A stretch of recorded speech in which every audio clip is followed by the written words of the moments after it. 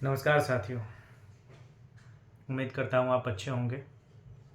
मैं भी ठीक हूँ। आज शिक्षा विभाग गया था मैं, इस पर चर्चा करूँगा। माध्यमिक शिक्षा निदेशक से मुलाकात हुई। एसीएस महोदय का इंतज़ार कर रहा था, लेकिन वो आ नहीं पाया, अचानक कैंसिल हो गया प्रोग्राम आने का। आज दिन भर नहीं है, बाहर में थे। शाम को प्रोग्राम था उनका आने का। फिलहाल साथियों, दो तीन चीज़ें जो मैं बात करना चाह रहा हूँ। एक तो अगर आप लोग का पेमेंट अभी तक नहीं हुआ है, किसी भी ज़िले का जनवरी का पेमेंट नहीं हुआ है, तो अब मुझे बताएं। कल फ्राइडे है, कल फिर मैं फ़ोन करूंगा डीईओ को, चाहे जिस ज़िले का। लेकिन पहले आप कंफर्म ये पता कर लें कि आपके ज़िला में केवल आपके प्रखंड का नहीं आया है, या केवल आपकी स्कूल का नहीं आया है, या पीजीटी आ गया है, टीजीटी का नहीं आया है। ये कम से कम आपके ज़िला का सूचना होना चाहिए, ताकि मैं कंक्रीट तरीके से वहाँ के डीपीओ से बात कर सकूँ। एक दूसरी चीज़ें टीआरए 3 के साथियों के लिए है। जो आपका जो टाइम स्लॉट आएगा रिकाउंसलिंग के लिए, वो होली के आसपास का होगा।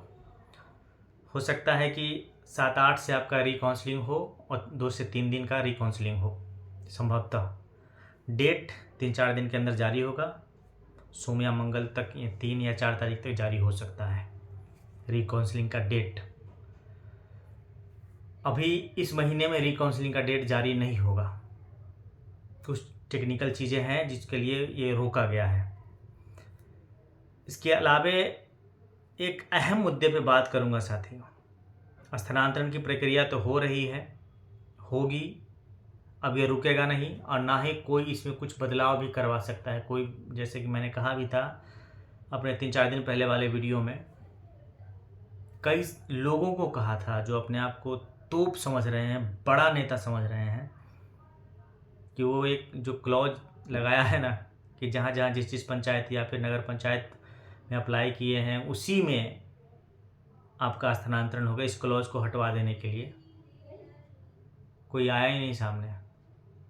और मैं 100% कह रहा हूँ, अब न रुकेगा ट्रांसफ़र, और न कुछ इसमें नियमावली में बदलाव होने वाला है, ना कोई अब दूसरी गाइडलाइन आएगी। हाँ, अभी जो लेट क्यों हो रहा है कि जो सर्टिफिकेट लोगों ने लगाया है, अपलोड किया है, हेल्थ वाला, या फिर जहाँ से उन्होंने बनवाया, सिविल सर्जन से या फिर प्राइवेट डॉक्टरों से दिखाया है उन लोगों ने। जैसे कैंसर वालों का भी जो चल रहा है स्क्रूटनी का मतलब सीधा है जो सर्टिफिकेट लगाया गया है उसकी जांच चल रही है और कुछ नहीं है। तो उसी जांच में टाइम लग रहा है। जब सेकेंड फेज शुरू होगा तो उसमें सरकार को भी पता है कि बहुत सारे पति पत्नी वाले हैं, जिस समय मैरिटल स्टेटस आपने भरा भी होगा, HRMS पे भी भरा होगा, तो सरकार को भी पता है। और आपने TR नंबर जब जारी हुआ, TR नंबर आपका एप्लीकेशन जब आप भरे थे स्थानांतरण के लिए, TR नंबर, उस TR नंबर से तुरंत पता चल जाता है कि कहाँ आपकी वाइफ और कहाँ आपके हस्बैंड पोस्टेड हैं। तो उसमें कोई जांच की संभावना नहीं बचती है, कुछ टाइम लगेगा। इसलिए सेकेंड फेज बहुत जल्दी होगा और थर्ड फेज, फोर्थ फेज भी जल्दी होगा। जो भी टाइम लग रहा है, जैसा कि माध्यमिक शिक्षा निदेशक ने बताया, वो मैं आपसे बातें कर रहा हूँ। जो भी टाइम लगेगा फर्स्ट फेज में ही टाइम लगेगा। फर्स्ट फेज में टाइम अभी लगेगा, हो सकता है कि मार्च तक फर्स्ट फेज चल जाए, खींच जाए। इसीलिए कि इसके बाद जो शुरू होगा, फिर जो हैंडीकैप लोग हैं उनका होगा, उसमें भी कम से कम लगेगा 12 से 15 दिन, उसमें भी लग सकता है। अगर जैसा उन्होंने कहा कि 4 से 5 से 6 तारीख नहीं होगा, 5 को ही या उससे पहले, 4 को या उससे पहले 3 को, अभी जो कैंसर वाले का जो स्क्रूटनी चल रहा है उसका स्कूल अलॉटमेंट जारी होगा 5 के पहले, चाहे जैसे भी हो। टारगेट था उनका 28 को जारी करने का, लेकिन 1-2 दिन खिंच गया है क्योंकि काम थोड़ा सा स्लो हो गया है। इसीलिए ये था आज का न्यूज़ कि 5 के पहले या 5 तक, जारी हो जाएगा। कैंसर वाले का जो चल रहा है स्क्रूटनी, उसका स्कूल अलॉटमेंट लिस्ट, उसके बाद फिर हैंडीकैप्ड और जो बचे हुए लोग हैं फर्स्ट फेज में उनका होगा, और तब जा कर के सेकेंड फेज का होगा। और सेकेंड फेज अभी की जो परिस्थितियां बन रही है वो संभवतः मार्च के लास्ट में चला जाएगा सेकेंड फेज। ये है स्थिति। लेकिन स्थानांतरण हो रहा है, काम हो रहा है, इसके लिए घबराने और परेशान होने की ज़रूरत नहीं है। और खुश रहिए। निगेटिव सोच करके परेशान होंगे हो करके आप कुछ कर नहीं सकते हैं। इसमें कई ग्रुप से आप जुड़े होंगे, उसमें मैसेज लिख सकते हैं, अपना भड़ास निकाल सकते हैं, लेकिन न इसको बदल सकते हैं, न गति को स्पीड करा सकते हैं, और ना ही यह स्थानांतरण रुकेगा आपके कुछ भी कहने, सोचने और लिखने से। क्योंकि आप ट्विटर कैंपेन और व्हाट्सएप ग्रुप और फेसबुक पे लिखने के अलावा कुछ नहीं कर सकते हैं, और उस सबसे सरकार को कोई फ़र्क भी नहीं पड़ता है। इसलिए पॉजिटिव ये सोचिए और खुश रहिए कि स्थानांतरण हो रहा है, प्रक्रिया चल रही है, भले ही थोड़ा सा टाइम लग रहा है। अगर आप निगेटिव सोचते हैं तो फिर ऐसे सोचिए कि अगर यह स्थानांतरण नहीं शुरू होता प्रोबेशन पीरियड में, तब आपका क्या हाल होता। जैसा कि चैनलों के भरमार लगा दिए थे लोगों ने कि यह स्थानांतरण प्रोबेशन पीरियड में नहीं होगा, उस समय कैसा सोच रहे थे आप? सोचते ही कुछ भी नहीं, परेशान होते रहते और कोई सुनने वाला नहीं होता। लेकिन खुश होइए कि स्थानांतरण हो रहा है। अब जो मैं मेन बातें कर रहा हूँ, जिसके लिए मुझे लग रहा है कि अब लेट करना या फिर आगे खींचना, साथियों स्थानांतरण की प्रक्रिया एक काम है जो चल रहा है।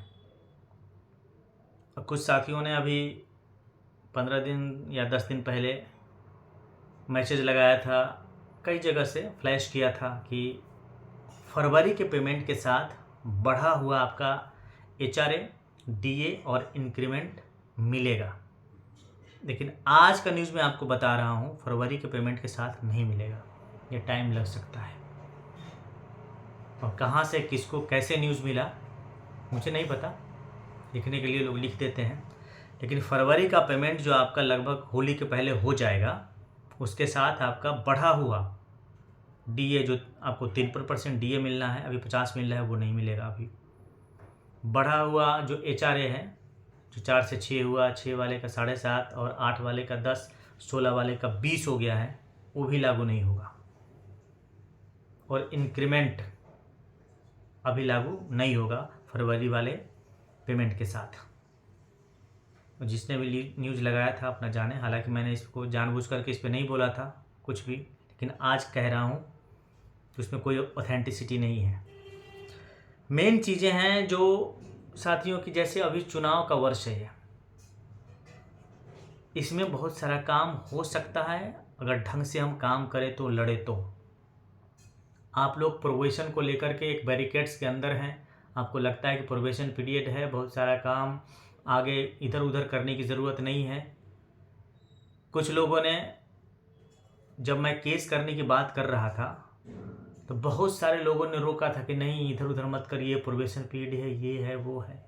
लेकिन अगर ये चुनाव का साल निकल गया तो सीधा 5 साल के बाद अगले चुनाव तक आप पे लेवल या ग्रेड पे के लिए सरकार से लड़ सकते हैं। उसके बीच में कुछ नहीं मिलेगा, चाहे आप कुछ भी कर लीजिए, कितना भी धरना प्रदर्शन कर लीजिए, आंदोलन कर लीजिए और ट्विटर कैंपेन करते रहिए। ग्रेड पे लेना, वेतनमान लेना आसान नहीं है सरकार से। और अभी पॉजिटिव 2-3 चीज़ें हैं जो बता देता हूँ। एक तो आपकी हार्ड ड्यूटी हो रही है, दूसरा आप अपने घर से 300, 400, 5 किलोमीटर दूर पदस्थापित हैं, वहीं पे ड्यूटी कर रहे हैं। तीसरा, आप बकायदा 2-2 एग्ज़ाम पास करके आए हैं, इसलिए आप सरकार से मांग कर सकते हैं। चौथा ये भी चीज़ कि सरकार ये नहीं कह सकती है कि उसके पास पैसे की कमी है। जब पैसे की कमी है तो TRE 3 और TRE 4 की बात वो कैसे कर रही है? इसीलिए सीधा हम कोर्ट में लड़ सकते हैं सरकार से, और ये किसी व्यक्ति के नाम से नहीं होगा, या तो वकील के नाम से होगा या किसी संस्था के नाम से हम केस करेंगे। और 2-3 हज़ार 4 हज़ार रुपये कोई बहुत बड़ा मायने नहीं रखता, लेकिन अगर हम केस जीत गए साथियों, तो फिर समझ रहे हैं, 8वां पे जब कमीशन आएगा उस समय आपका अभी जितना पेमेंट हो रहा है डबल से भी ज़्यादा पेमेंट होगा। केस जीतने के बाद पीजीटी का जैसे 45-46 हज़ार पेमेंट हो रहा है, सीधा 70+ में चला जाएगा। और 8वां पे कमीशन जब लागू होगा, लाख के ऊपर पेमेंट चला जाएगा। लेकिन 5 साल निकल गया तो आप समझ लीजिए कि कम से कम 40,000-30,000 रुपया प्रति महीना आपका नुकसान। यूँ समझ लीजिए कि कुछ पैसे आपने दान में दे दिया, कुंभ में दे दिया, किसी मंदिर में दे दिया। केस करने के बारे में सोचिए और जल्दी सोचिए, क्योंकि अगस्त में आचार संहिता लगेगा, अक्टूबर और नवंबर में चुनाव होना है इस वर्ष। और सरकार से आप कुछ भी हासिल कर सकते हैं तो चुनाव के वर्ष में ही, क्योंकि वो भी सारा गुना भाग करके चीज़ों को खींच करके चुनाव के वर्ष तक ले आती है। इसलिए अभी बेनिफिट में आ सकते हैं, नहीं तो बाकी चीज़ें फिर चलती रहेगी, लड़ाई चलता रहेगा। जब तक नौकरी में है तब तक लड़ते रहेंगे। स्थानांतरण अपनी जगह है, वो रुकेगा नहीं, लेकिन हमें इस पर भी काम करना चाहिए। ये बड़ी चीज़ें हैं और स्थानांतरण में अब ज़्यादा टाइम नहीं लगेगा, भले ही 2 महीने लग जाए, ठीक है।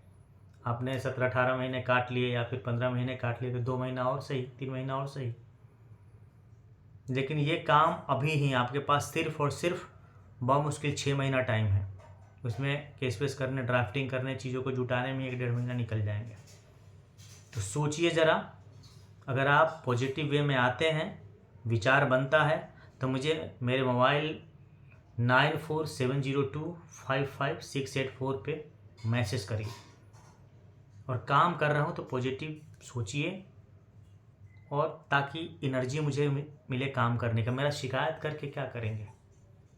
कौन आया था आगे स्थानांतरण कराने के लिए? जितना बनता है उतना जाता हूँ। आप कहते हैं कि मैं झूठ बोलता हूँ, यूट्यूब चैनल क्या है? यूट्यूब चैनल से आज तक हमने 1 दिन का पैसा नहीं कमाया, इस भ्रम में आप मत रहिएगा।